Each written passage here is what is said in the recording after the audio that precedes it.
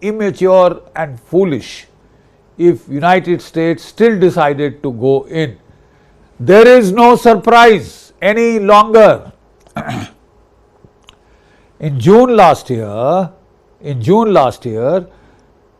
United States had gained surprised by the perfidy of saying we are going to have talks, and then they attacked while the talks had just started.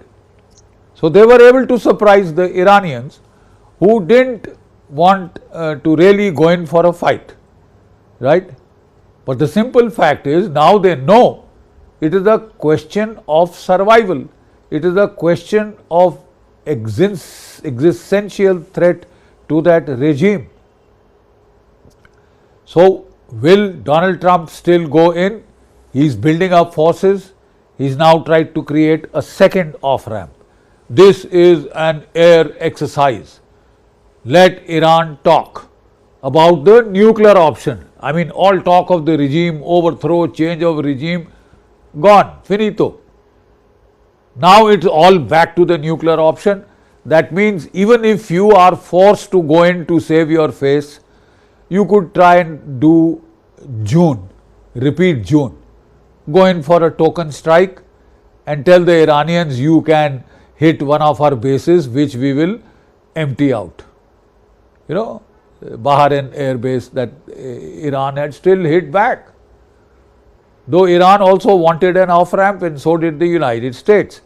This time, Iran knows it's now or never, and it has openly threatened to go the whole hog.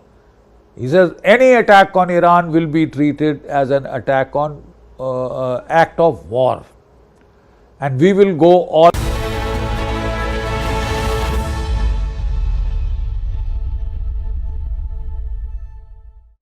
Ladies and gentlemen, deciphering the 6 Ds of the budget. We were having a conversation after the budget was presented, and Shubhranshu Singh, a business leader, global board member of FE Alliance, friend of ours and a friend of the network, said there were 6 Ds, Arnab, you need to look at. We will run a news package on this, Shubhranshu. Would you please tell us briefly what the Ds stand for? I thought it was interesting because somehow it worked out that it was all about discipline, that's fiscal discipline. It was about defense, data. So much greater outlay for that. Data in terms of data sovereignty and the huge tax window extending all the way to 2047. It was about decluttering, not only during the budget, but before. It has been on for a while. And then, of course, decriminalization, as in, you know, in the tax code, not everybody needs to be thrown into jail. I thought, therefore, not only was it deep and disciplined, but I thought this was all coming together as Ds. That's why I passed you the note. So, ladies and gentlemen, these are the 6 Ds of the budget as Shubhranshu saw it. I'll run a quick package on that, and then we'll go straight to our next set of guests. And it is deep, decisive, determined, and Deshbhakt. But those are not the Ds on which I would like to analyze and parse the budget. I have another 6 Ds in mind, which have come through loud and clear in this budget that Mrs. Nirmala Sitharaman presented for the record 9th time. The first D is data, incentivizing the digital economy with tax holidays and incentives aimed at locating data centers within our national boundaries, providing digital infrastructure and emerging tech ecosystems, a huge push to make India a trusted global data and computational hub. The second D is declutter. There are a variety of ways in which ease of doing business, regulatory simplification, and reduced compliance burden will streamline approvals to lower friction for businesses and accelerate private investment. The third D is discipline. Fiscal credibility is about commitment to fiscal consolidation, and the deficit targets are tighter still and being delivered. There is responsible borrowing to assure markets, investors, and rating agencies. Remember, India, as a top 5 economy, is being watched across the world. The fourth is decriminalization, which means trust-based governance, rationalization of tax penalties, and removal of most criminal provisions for procedural or minor compliance failures, shifting from fear to facilitation. The fifth D is duties rationalization. Strategic industrial policy has targeted reduction of custom duties in priority sectors such as critical minerals, clean energy components, and the vital nuclear supply chain to support domestic manufacturing and energy security for today, tomorrow, and the long-term future. And the last but most significantly, in these volatile times riven with geopolitical stress, is D for defense. Strategic capex and security, sustained and enhanced allocation of defense, manufacturing, indigenous procurement, and border and cyber infrastructure, linking national security with industrial growth. So in my assessment, it has been a 6Ds budget. Thank you.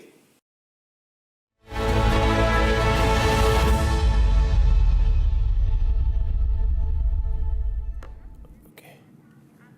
6Ds budget as defined there by Shubhranshu. I think that was a great job, Shubhranshu. Well done there. Really simplified the whole thing. Mohandas Pai, Chairman of Aaron Capital, Sohail Said, Brand Guru, Managing Partner, Councilage, very well-known figures to help us understand this budget. Mr. Pai, good evening. We spoke just before. And we had a great analysis of the budget from the technology, macroeconomic and fiscal point of view just a while back with Nilesh Shah, Sanjeev Sanyal and Professor Kamakoti. What is your big takeaway here? Is there really a long-term view or are we reading too much? Well, I think it is a budget which carries forward the reform agenda. In the last year, they came out with the big bang reforms on taxes and both GST and personal taxes. So the tax to GDP ratio is reduced. And we have seen that the tax to GDP ratio for indirect taxes is now 4.3% for next year, compared to some 5.5% 5 years ago. That means the taxes on ordinary people has come down. And the taxes on direct tax share has gone up, which is very, very good because that is very progressive. And I think all these reforms to improve ease of business is pretty good. But I think there are big areas where they have not spoken, and I want to point it out, Arnab, because there's no point praising government for doing hygiene matters all the time, which they have to do. If Sanjeev is there, he'll understand that. What about tax disputes?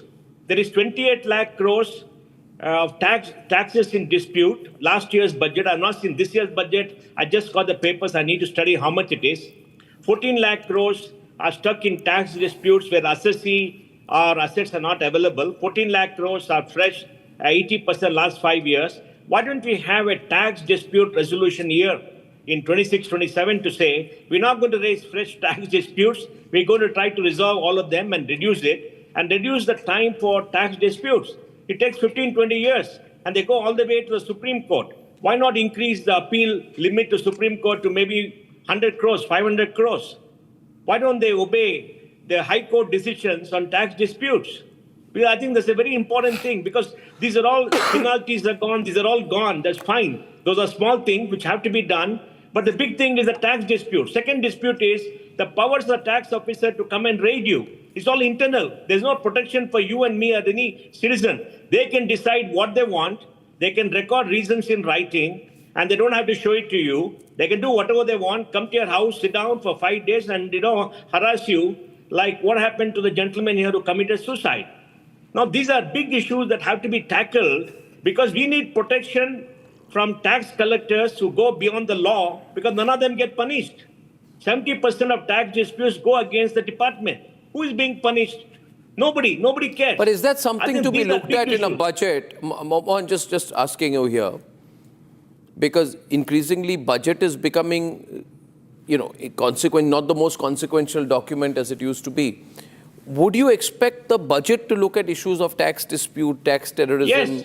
I would expect the budget. One minute. The panel is agreeing with you. I'm just asking. 1 minute. 1 minute. No, 1 minute. Do you agree with Mohandas Pai? You think a budget should address it? Absolutely agree with Mohandas Pai ji because these are important problems which citizens should be devoid from. For example, I've got a notice from the tax department asking me to produce a bank statement for a bank that's closed in 2016. How on earth am I going to produce that statement? And they're saying we don't know. You agree with Mohandas Pai? Absolutely, 100%. Fully I agree. 112 of the Constitution calls the budget an annual financial statement. And what you're talking about are structural reforms. This you can expect from the new tax code that is going. In fact, the budget, the finance minister has spoken. The new tax code, my friend. He's saying something. He's saying come as part of the budget. Please be reasonable. No, you don't interrupt. Blindly support the government because you want to support the government. Wait. Talk reason, please. No. Please. One minute. Just listen to him. Don't quarrel. You agree with him. You agree with him. Absolutely, yes. Then he's saying that, listen, there is a problem here. There is a genuine problem here. You are saying I will provide a stable and predictable taxation to improve investor confidence. Okay, you are always asking what further reforms are required to reduce tax uncertainty. But also people will ask you, what about tax litigation? What about tax dispute? What about tax raid? You know, this is also sending us an atmosphere of uncertainty. Am I right? And fear. Absolutely. Yeah. And we live in fear in this country. Absolutely correct. Absolutely correct. No. Due on 1st of April, the implementation, it deals with all these issues. In fact, if you look at... It does not deal with these issues, please. One minute. Lokesh. No, 1 minute. Okay. So Mohandas is saying it does not deal, otherwise he wouldn't have raised it. Mohandas Pai, you're saying it does not deal. Give me a break. I read the law, please. I'm not an unpad. I read the law. It does not deal with it. In fact, the new act, Arnab, takes it forward. All your social media posts, all your digital assets, everything can be broken into if you don't give them the password. And to do that, you know what is there? The officer should have suspicion you avoided taxes. The superior officer, who 2 steps have, should have reason to believe. Then they come to you, they raid, and that is it. You have no protection. I suggested to the parliamentary committee, why don't you go to court and take a court order to come to your house to raid and to take your password. The court will protect you. They refuse. Let me get Sohail in on this. Sohail, I want your thoughts on this point, which has now taken my first 10 minutes in a very animated discussion. We moved into what the government could have done on the tax issue. Sohail, your thoughts on this, please. See, the citizen must be incentivized to follow the law. If a citizen follows the law assiduously and is then held up as an example of violating the law, it is stupid. It is a segue from the ease of business and the ease of, lawful, honest citizenship. The problem here, Arnab, is that the bureaucracy is the one that needs to be tamed. The politician has to seek election. The bureaucracy is there for life. They have a problem for every solution. I was born and raised in Calcutta. At that time, the communists were famous for having a problem for every solution. These Johnnies don't want resolution. You know why? Because in conflict, they remain powerful. In resolution, they are powerless. So we need a bureaucracy that understands that the citizen is not a criminal. The citizen is playing his or her part. Of course, there are a few who are. Also. Now, you tell me, Mohandas didn't mention this, but of 100 people who are raided, only 4% are convicted. So 96% are getting away. You're spending money on litigation. You're spending money on departmental procedures, all of that. Who's paying? Arnab Goswami and I. I don't know about the other chap whose bank is shut down if he's paying any more, but you know what I mean. No, I'm just joking. See, the issue here, Arnab, is we are at a great inflection point in India's economic trajectory. We now need to get the citizen on our side. The citizen is not an enemy. Please don't look at everyone with suspicion. There are a few bad eggs, but you don't destroy the entire farm. My point is, and I agree with Mohandas, the budget is the place, because the budget is the only thing that you guys report. Tomorrow, if Nirmala Sitharaman says, I'm reducing the tax to such and such thing, it'll be a 1-hour story. Today, Arnab Goswami has continued his tirade and his love for the budget all day. So it's an important document. And the budget, sadly, is a document or a procedure or proceedings that we view from a tax purpose. You can't change windows in the tax You can't change windows. So these are the real issues. I'll give you an example. This fellow always interrupts. This young chap always interrupts. I take that point. Can we look at the other aspects of the budget also, please, Mohan? Can I? Okay. No, look. I commend the finance minister for financial management. Costs are under control. Capex has gone up. Borrowing has come down. Allocation has increased in certain sectors. And I think money is being spent, well, fairly efficiently. We can always quibble about subsidies and all that. There's an increase in capex, which is very good, 12.1%. Tax collections are down this year because I think they underestimated the giveaway in income taxes. They only said 1 lakh crore. I think it will be close to 2 to 2.5 lakh crores because, the tax to GDP ratio has come down despite some buoyancy in the economy. And I think that's very interesting. Because Sanjeev Sanyal, you always used to say, don't overtax people. It is better to leave money in the hands of consumers and citizens to spend. I think on that, they require a full credit. I think the finance minister has done a great job in managing the financial position of the government. I have one politically incorrect thing to say, Arnab, on your program. Yes. This government is the only government which has the courage and should exhibit that courage to get rid of subsidies that are non-germane to the development of India. This nonsense of just pre-election 10,000 rupees to someone, 5,000 rupees to someone, 80 The crores judiciary has subsidy. attacked for You have to make people responsible to earn money, not to get money. No, That but money, but if but, it was deployed, but here again, I want to play devil's in advocate critical with you. sectors would have actually worked No, for the what is your problem with that? What is Mohandas Pai Sohel's problem with that? Because one minute, just one minute. You see, the counter argument is, what's your problem, Sohel? What's Mohandas Pai's problem? Because it is my money that is going for this and not for... Well, you've got infrastructure financial improvement. credibility, It is you've my got the money that is fiscal going for this deficit. and not low-income housing. You got It is fiscal my money deficit that is under going for this. control. Your fiscal deficit trend is good. The long arc, your deficit trends are telling you the real story. The revenue deficit is under control. Debt consolidation has happened. There is responsible borrowing going on. So what is your problem? If the poor get subsidies, what is your problem? Arnab, it is unpalatable for you and Mohandas to hear this. I'm going to tell you the unpalatable truth. We are facing You tell a Mohandas job Pai. crisis. 1 minute. All that is unpalatable, you tell Mohandas Pai. No, I'll tell you, whether you like it or not, we are facing a job crisis. Our MSME sector is under severe pressure and severe threat. Today, you don't have jobs. Now, no matter what you might say about AI, non-AI, you may say about manufacturing, we need job-driven growth, not jobless growth. A. B, the money that the government is spending on subsidies, if it was actually spending on certain sectors, it would help.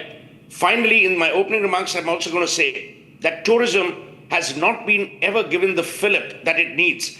Tourism and real estate are the largest employment generators, Arnab, the largest.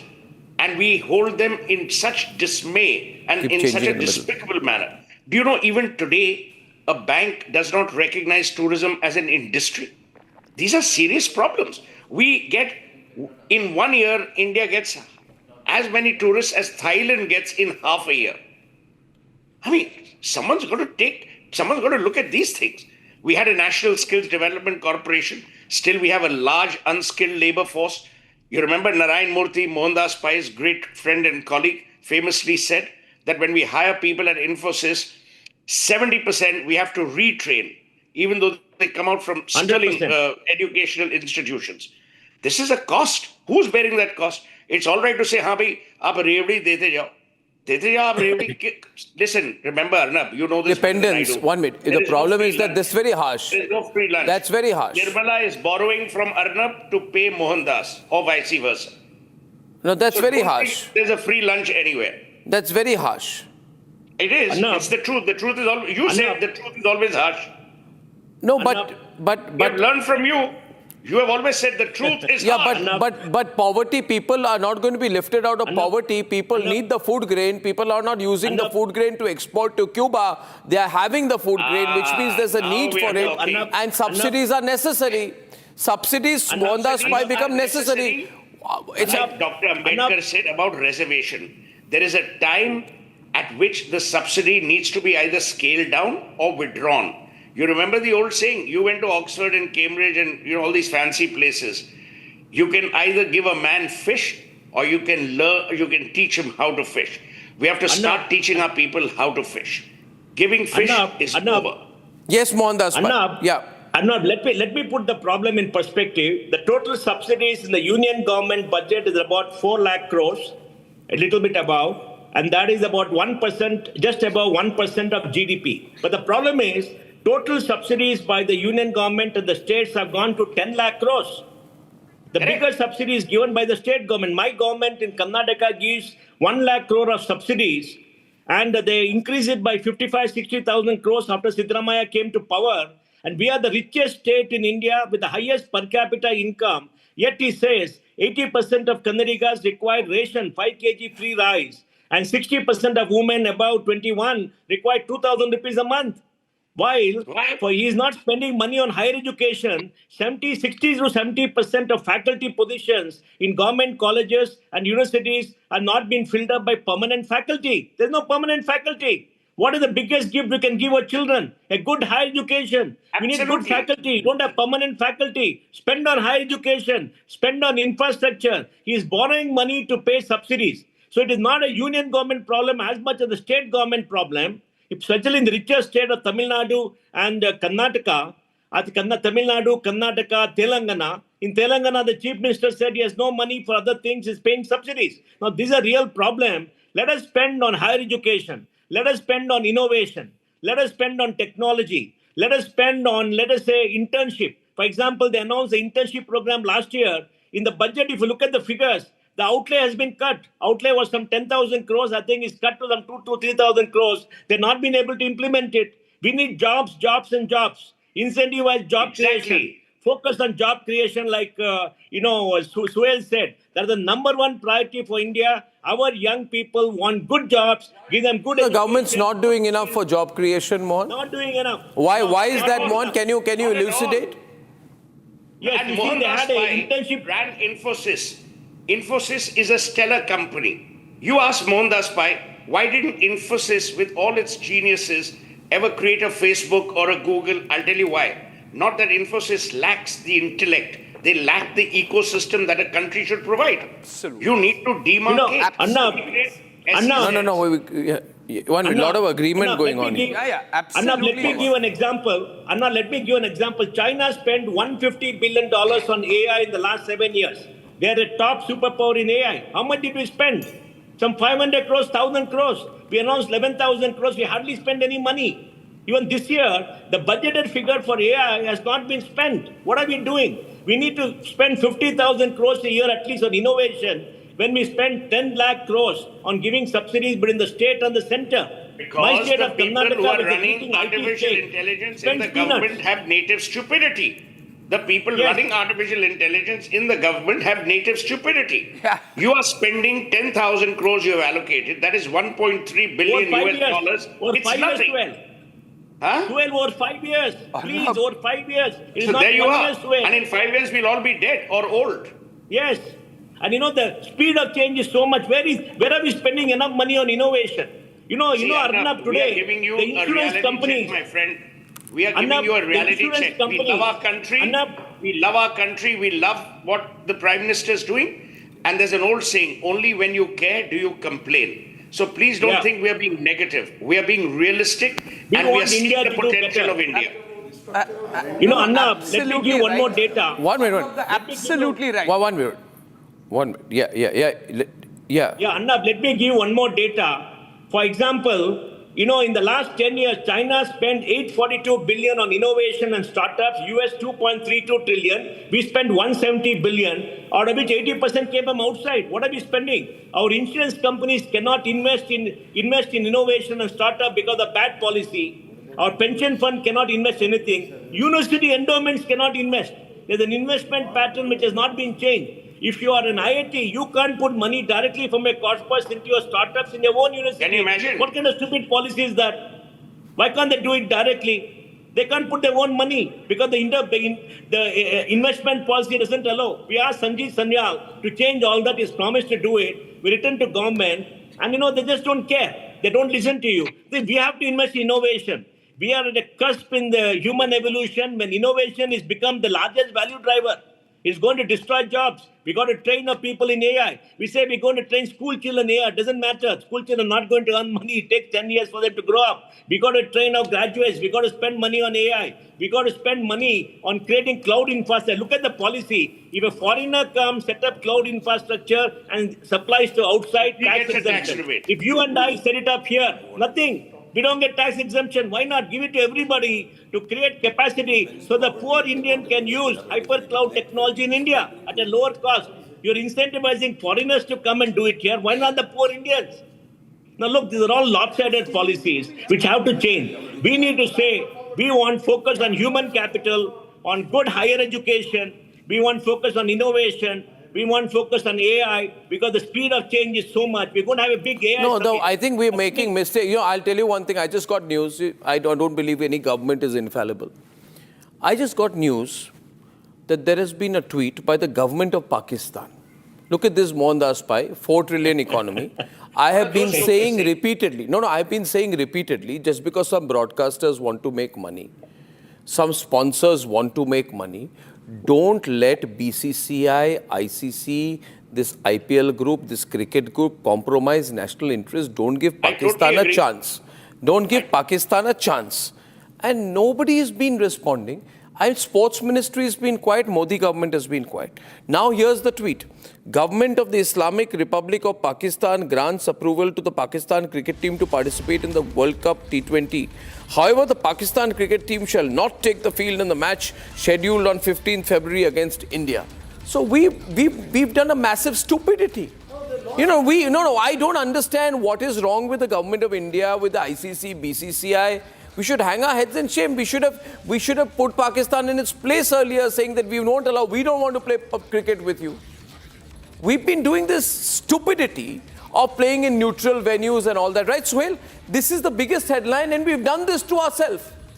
Right, Suhail? I'm sorry I'm just moving away. But what's going on, Suhail? What is this?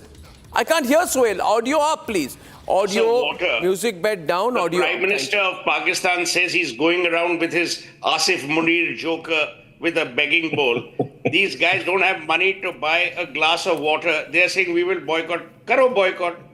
Kya hoga? And we've got Jay Shah. He will make sure something devious happens to them, as it should. This is my problem. We get distracted by stupidity and inanities. We should have never played Pakistan because they are scoundrels. It is a rogue country led by 2 rogues. That Sharif Joker, who's not Sharif at all, and Munir. But BCCI and ICC owe an explanation to the people of India for this. BCCI and ICC owe a solid explanation to the people of India. Rajiv Shukla trying to play this whole thing down. He's handled it so badly. ICC, Jay Shah, everybody's handled it badly. And Indian government should have taken a position on this. Rajiv Shukla wants to win a popularity poll. Rajiv Shukla is the only person who will outlast the Gateway of India and India Gate because of his popularity. But he's not running our foreign policy. We have to have foreign policy people intervene. Dr. Jaishankar should actually rap people on the knuckles and say... No, I think it's the government of India which needs to come in. I mean, this whole aspiration to host the Commonwealth in India, God knows why we are hosting the Commonwealth. Commonwealth is a dead concept. It's a dead concept. We want to host the Commonwealth Games in India. After Suresh Kalmadi, we should have never allowed it. This is a shame. And I'm putting it on record today. This is a terrible situation that we are in today. We have turned it into a spectacle. We should have put our foot a long time back on this. A long time back. Shubhranshu, you're also stepping in on this because this is turning out to be a blazing headline. Well, I'm just trying to find our way back to the budget. In fact, one thing which we haven't discussed. This is a huge story. My 9 o'clock debate is going to be on this. We're going to open interactivity on this and we're going to slam the ICC and the BCCI and also the government of India, which has done a bad job of handling it. We should have thought this through. Well, nevertheless, something that has not been discussed through the day, the government did announce a Khelo India mission where there's there's no moving away from this, Shubhranshu. There is no moving away from this. We had said it a long time back that you're playing a chess game with a country at whom you fired the BrahMos, and you're trying to play chess games with Pakistan. Mohandas Pai is coming in. Don't try to distract Shubhranshu from this. Mohandas Pai, viewers, we will be debating this tonight. Mohandas Pai. Another very good thing in the budget is the 20% increase in hardware for the armed forces. This is fantastic. They Can I have increased the one on allocation it? to the Vision armed mixer? forces in 25-26 by 20%. And I think it's very good. I agree because with you. Future defense is going to be fought by missiles and by air cover. And now we are investing heavily in that area. And we're going to be a big exporter. I think it continues. For example, in the revised budget for 25-26, there's a massive increase in allocation this year itself. And again, for next year, there's a smaller increase. I think this is very good. The message goes that we are going to manufacture it ourselves. About 85-90% is being manufactured here. And we are going to invest much more. We're going to modernize our military. Now the total spending on armaments will be 29% of the budget, as against 22% or something like that. And that's very good news. That we must commend the government for this massive increase. I in commend the investment government. in I'm going back to the technology. budget debate, top man, bottom man, everything. I commend the government for the 2026 defense budget, which has laid a strong stress on defense Atmanirbharta. I commend the government for the fact that the defense ministry got the highest allocation among all ministries. The total defense budget is 14.67% of the central government expenditure, highest among all ministries. I am more hardline on these issues than the government or anyone in the government. I believe that this emergency procurements which has been allotted to the tune of 2.1 lakh crores should have been 5 lakh crores, and the people of the country should have been told that contribute. I would have said that the highest taxpayers of the country, upper middle class and above, should be given an opportunity to contribute, and people would contribute, because our capital expenditure we need to make on defense has to be huge.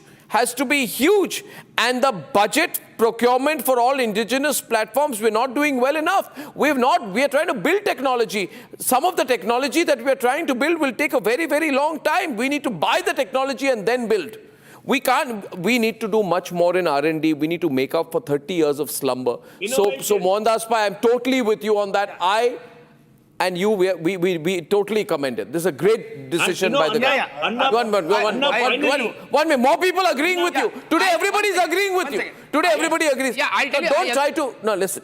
Are you trying to win favor with Mohan? No. You're trying to win some favor? No, absolutely not. I agree with Mohandas Pai absolutely on every single point. You can be renamed as Mohandas Karamchand Pai also. Please, please. We are not all Gandhi fans. Please, we are not as great Gandhi fans as you think. Very important that it is important on every... Mohan. Arnab, two more points I want to say. MSMEs have been recognized. Sohail made a statement, very good. MSMEs is not doing well. MSMEs will have a 10,000 crore equity Promote fund. The 9PM First time is very good. Make them grow up. And then central government PSUs will procure from the THREADS platform. So working capital will be much easier.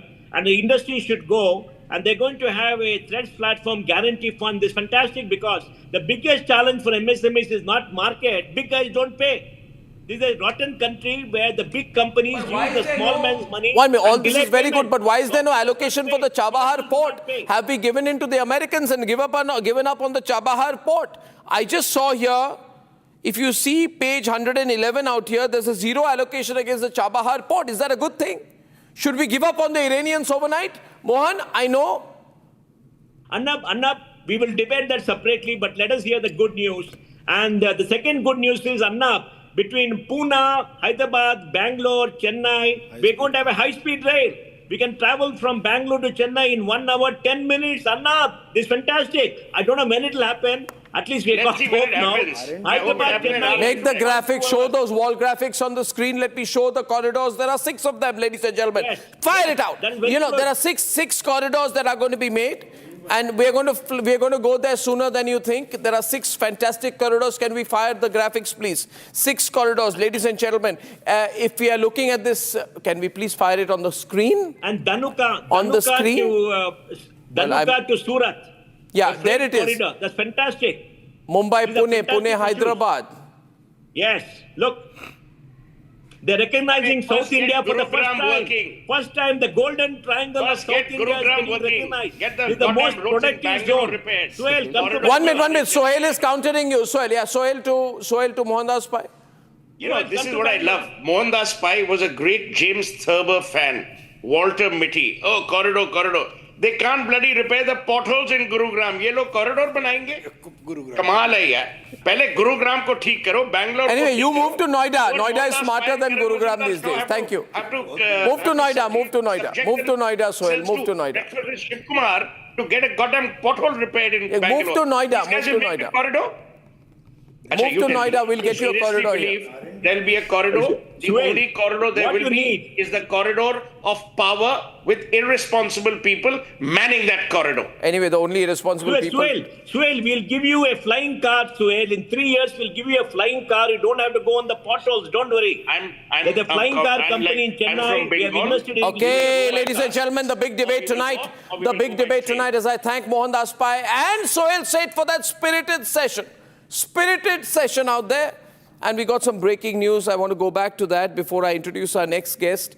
Many people, I'll just give you 2 clues on our next guest. Very visible, very invisible of late, very visible, very high profile. Not seen much on camera of late, but not good, not good. Some people say they should have more of her. You see her on now, there's another clue. She's still on television, but she's not where she should be. Arnab, you're sounding like Donald Trump. No, I'm not describing Donald Trump. Smriti. Oh God, can any of us think beyond Donald Trump these days? No, I'm talking about Smriti Irani. She's having a laugh. Let's put her on I air. said Come on. it. Let's say I hello said to it. Smriti Irani. Come on. Now, put everybody on air. My guests are, my window makers are so cagey. Put everybody on air. Come, Aditi.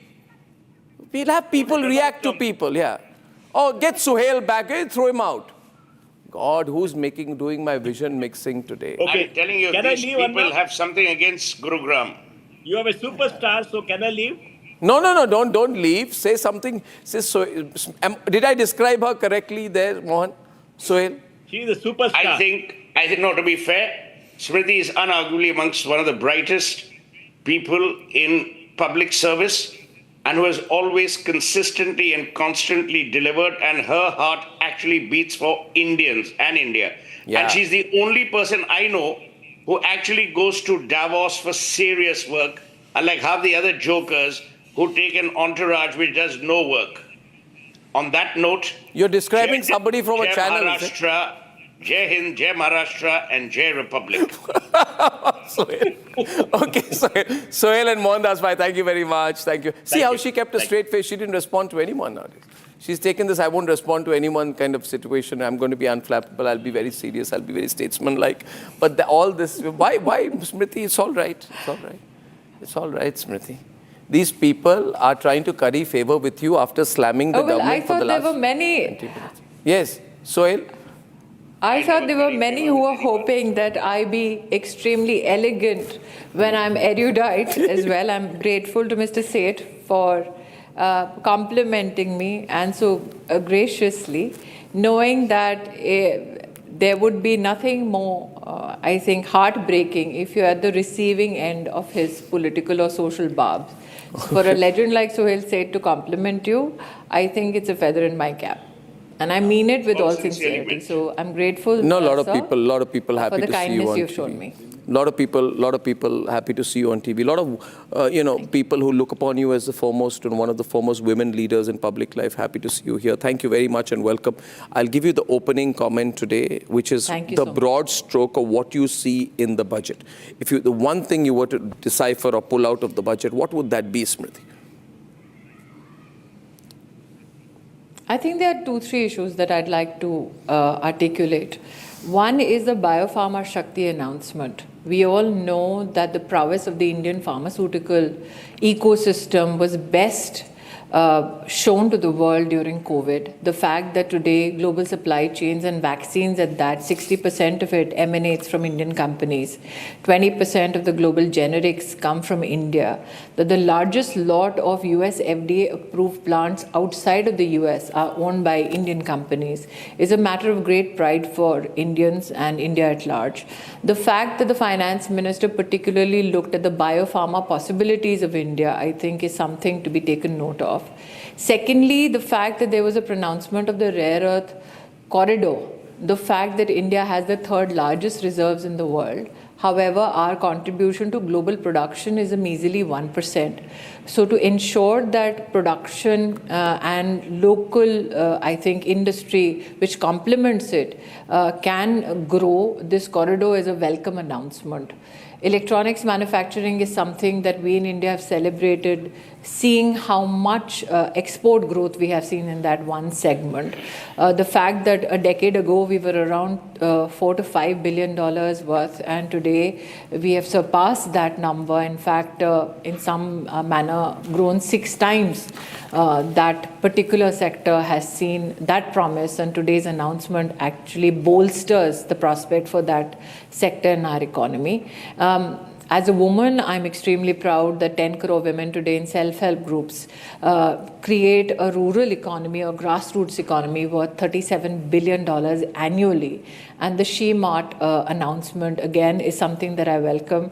As a mother, I welcome the fact that today the finance minister found in that budget speech of her the space for girls' hostel in every district in STEM institutions. We have to recognize that 43% of STEM graduates in our country today are women. We have to recognize that when the government brought about a credit scheme which can make women at least enthuse them enough to take their credit scores across the country, saw women doing PhDs go up by 99%. So it is those interventions that have really gladdened my heart. As somebody who has served in the textile ministry, I was extremely pleased to see the announcements with regards to technical textile. And Arnab, I think you've been one of the witnesses of the India PPE production story, where India never had an HSN code for technical textiles as a segment. Prime Minister Modi led that and ensured that we had HSN codes. 2024, I think the exports were worth $3 billion. There's a projection in that in the next 3 years, it'll go up to $10 billion. So for technical textiles to find a mention in the speech, as much as handloom and handicraft, I think that balance is also something that I welcome. Yeah. Well, I mean, the budget did put a spotlight on textiles. You've been a very successful textile minister. And this time they spoke about cluster modernization, budget textile parks, Samarth 2.0, etc. And this will genuinely help. I agree with you on that. Now, a couple of things, that people are uneasy with so much subsidies, Ms. Smriti Irani, right? I mean, our teams here, analysts, everybody's been critical, saying, see, you are competing with each other on subsidy. You're going to run out of money, 10 lakh crore rupees put here, not in the most productive way. And the general feeling was, does anyone want to articulate this here? The general feeling was, Shubhranshu, that the government, this BJP government would only believe in productive employment, productive investment. I heard that the government is looking at the second horizon. It's a long-term budget, and yet the subsidy piece is perpetuated, and that leads to people just living on dole. This was the sense that I got from the previous Why should panel. people live on dole? Why should the government more and more encourage people to live on dole? Now, you can say, Smriti, this is not dole, this is necessary, this is part of social welfare, it has a domino effect, etc., etc. But it was not your policy 5 years back. But equally that... No, let her respond. Yeah. I think that dole or... Yes. I think that when you talk about a subject like dole, one has to be pragmatic enough to recognize. For instance, if Prime Minister Modi had not extended the food security blanket onwards to the poorest of the poor in the country, just the budgetary impact, the negative impact of it, would have been something which would have economically become a challenge for all segments of our country. The fact that when the Prime Minister says, out of, let's say, the security blanket, build toilets or homes for the poorest of the poor. Let alone, if I just take the segment of sanitation. In the year 2010-11, there was a World Bank report which said that due to the lack of just structural availability of sanitation facility amongst the poorest of the poor in the country, there is a 6% negative impact on the GDP of India. So when you look at that balance, it is not dole. It is actually providing infrastructural support or life system support to a part of our population which gives rise to many and other economic activities. For instance, when we look at the self-help group model that I spoke about right now, if you look at Prime Minister Modi's economic largesse, that is how you want to define it, over 8 lakh crore rupees flew to these self-help groups over the last decade under Prime Minister Modi's leadership. But look at the NPA of all these women-owned ecosystems. It's less than 2%. So these women have shown fiscal discipline. Ours is one of the rarest of the rare countries in the world which has created affirmative action in public procurement through GEM, where there is a 3% available ecosystem for women-owned businesses to become a part of the government supply chain. Now, that is not because it's a largesse or a dole. That is to support women-owned businesses that have shown fiscal prudence. So today, when the government talks about a she-mart, it is not a dole. It is to provide a very, very comprehensive or But that's one example. Market ecosystem. That's one example. There could be many examples. There could be many examples. Even in the where, rural economy, Arnab. Pardon me? So let's say today, if the government says handcraft, if the government wants to help artisans, there are many schemes where the government reaches out to artisans in the poor segments and works with them. In the COVID era, we saw 1 lakh crore. No, what about money being put directly in the pockets of people before an election? You say 2,000 rupees, 6,000 rupees in the pockets of women in a certain category, in a certain age group. That's not productive employment at all. That's direct cash transfer. So if you look at the numbers from FMCG companies, Arnab, if you look at numbers from FMCG companies and the response of the rural economy and the spend by women in self-care product, there is a fillip given in that vertical as well. So it is showing economic dividends for corporate India as well. No. Before elections, giving 10,000 rupees, if Smriti ji is saying, is showing cascading impact on FMCG consumption, I think that is not the model. That is pure bribing. Because anything she-mart we are not questioning. We are not questioning the SSGs. We are not questioning anything that's done for artisans. But giving 10,000 rupees just before the election and saying that is increasing FMCG consumption is not an argument I would like to buy. Okay, one. See, one. This is 10,000 yes, seed money. Ms. Irani. Sir, allow me. 10,000 rupees as seed money to self-help groups is not bribery. And to say that women voters in this country can be bought off by 10,000 rupees, I think is a great insult to their not only mental faculties, but also them as citizens standalone who take political decisions not because somebody gave 10,000 rupees in a bank account. No. Okay, we'll allow. It is seed money given, so I would like you to reposition yourself on that particular announcement. Madam, One minute. Let's not. Don't be stuck. Don't be stuck on one point out here. The question here is that look at the broader picture. You want to corner Smriti entirely on this. It's not fair. This is one point being made. I think you made your point and she's made hers quite firmly. Can I move on to other points out here? You see, the big issue is, and you've been traveling globally a lot.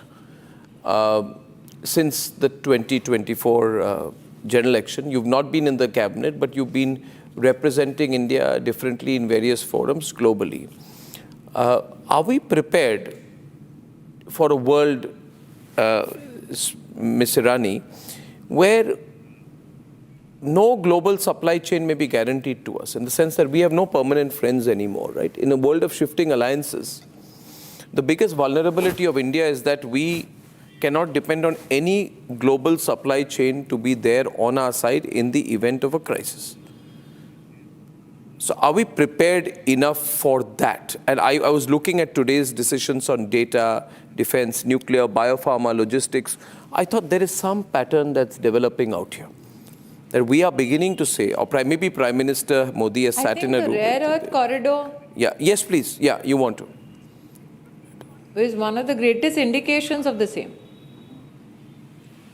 Please elaborate. Yes, please elaborate. That we are the largest consumption market. Is a given. But we at the same time have enough capacities to ensure that manufacturing may be precision manufacturing or manufacturing done at a very small scale, at the scale of SMEs and MSMEs. Both have the attention of the government. That border infrastructure is as much important for the government as infrastructure and capex with regard to tier 2, tier 3 cities. that GCCs today are not the backbenchers or the backrooms of big conglomerates globally, but today actually export IT-related services, actually have become the harbingers of innovation to a global ecosystem. So the government has balanced itself well, while at one end supporting Ayushman Bharat, at the same end recognizing India's biopharma potential, while on one end understanding that the blue economy needs support, at the same time also looking at a coastal region ecosystem for logistics, while at one end looking at not only electronics manufacturing, components manufacturing, but at the same time understanding the fragmentation in the market that AI will get. So I think the government has beautifully balanced itself. Again, I'm going back to textile. Technical textile is not about just making apparel. It is textile which affects medical devices, textile that affects defense technology, textile that affects agro-textile technology. So I see in this budget a position of balance and progression taken by the government. Smriti Irani, I want to ask you a last question. May I? Because these guys will get you all stuck in all these. Smriti Irani, I'll be direct, I don't mind. When are you coming back, to Delhi? You've been spending too much time in Mumbai, and I think you're doing great. Congratulations. Your TV serial is getting a lot of attention. But when people hear you speak, some will say they miss you, right? You should be in government. You agree?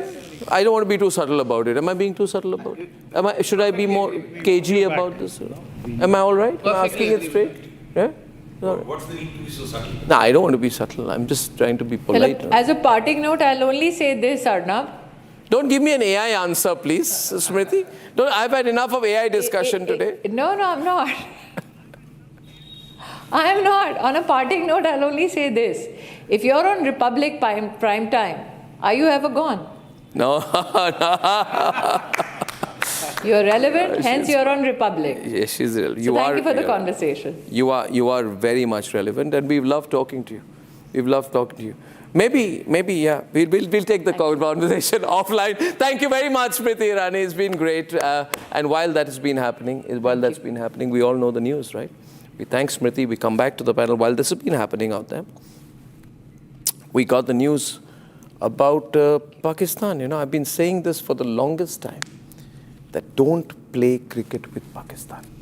We've got ourselves in a frightful mess.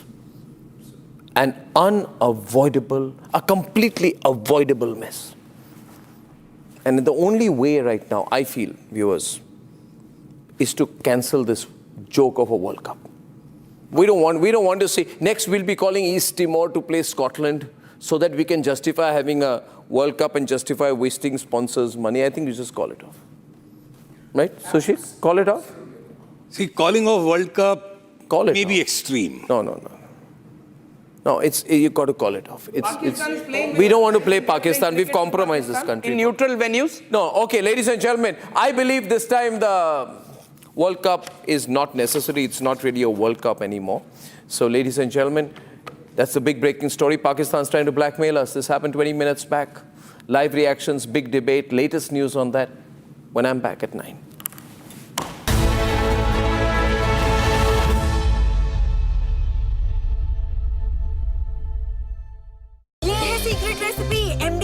जीरा SIP जल जीरा मसाला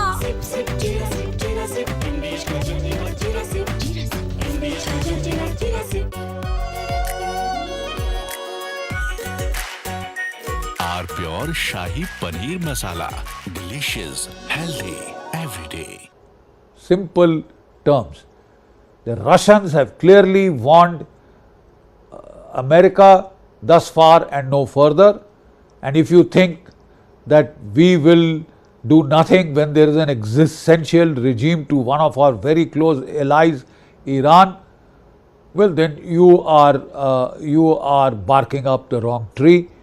And they have supplied Kinzhal hypersonic missiles to Iran, with the help of which these Kinzhal hypersonic missiles, with its own hypersonic missiles, Iran can sink the Abraham Lincoln and many capital ships.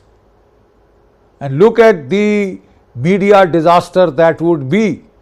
Donald Trump doesn't want to put boots on the ground. He can't afford to. Not in Iran. Not in Iran, not even in Venezuela. So he wants a quick, easy telematic victory. Looks damn good on television. You know, quick in, quick out. But in Iran, if he attacks Iran, he is going to get into a battle of attrition for which the United States is simply not prepared. It lacks the industrial capacity. Let me explain. The production capacity of the Patriot missiles, which are needed for air defense, missile defense, is about 550 to 600 per year. Russia can produce 800 Kinzhal missiles a year. To stop every Kinzhal missile, you will need 2 Patriot missiles. You don't have the capacity even for Ukraine. So can you do it for Ukraine? Can you do it for Iran? And what if China decides this is the best time to go for Taiwan then? Will you be able to protect Taiwan? Will you be able to protect American bases in the Pacific?